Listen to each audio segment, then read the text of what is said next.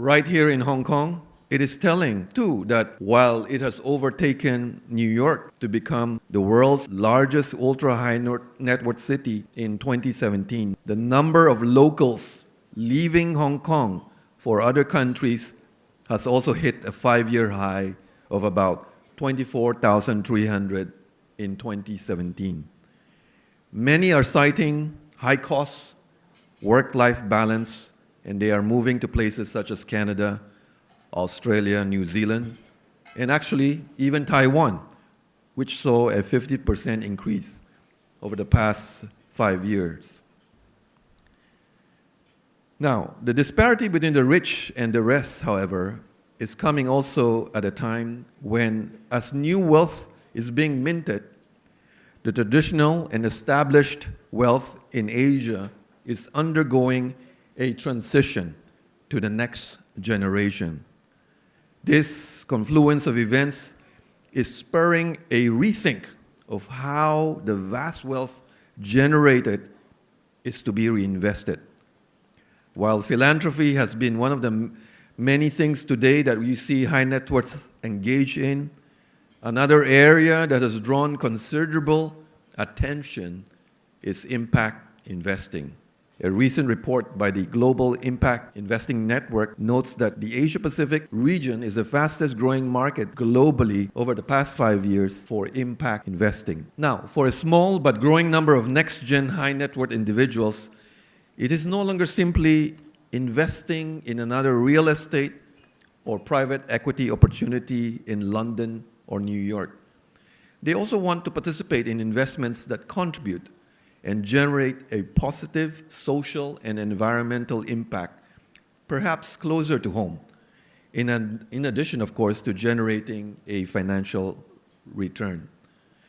Why this tribe of investors are likely to grow is because it goes to the heart of what NextGen is all about. Challenging convention, being disruptive, tech native, and applying these to create a reimagined business model that paves the way for tackling issues such as climate, fostering an inclusive future. I admit, and many of you I spoke to tonight, I admit it is early days for sure. There are a number of real-world obstacles facing increased activity by the next-gen high net worth into impact investing. Among them, of course, is the lack of organized vehicles where funds can be deployed, lack of data, as well as issues of corporate governance and rule of law in some countries. There is also a growing need for education and cultural change, even among investment advisors here, especially in dispelling the notion that impact investing is synonymous to philanthropy. Indeed, a number of social enterprise undertakings have become successful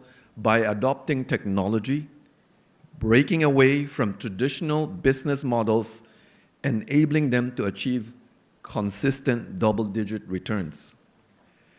With the sell-off in emerging markets since the beginning of this year, which I know your clients must be complaining to you, hurting their portfolios, and as we mark the 10th anniversary of the collapse of Lehman Brothers this week, we can also look at impact investing another way.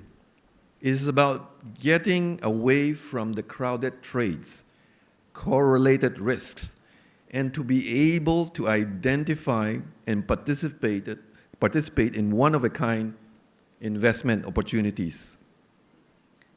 As we look to the Asset AAA Awards for private banking, wealth management, investment, and ETFs in 2019, which, by the way, also marked the 20th anniversary of the asset, we hope the winners will be defined not just based on performance metrics of growth in asset under management or net new money and the like. I know all of you are under pressure to deliver those metrics, which is to be expected anyway, given a region that will likely continue to lead in wealth accumulation.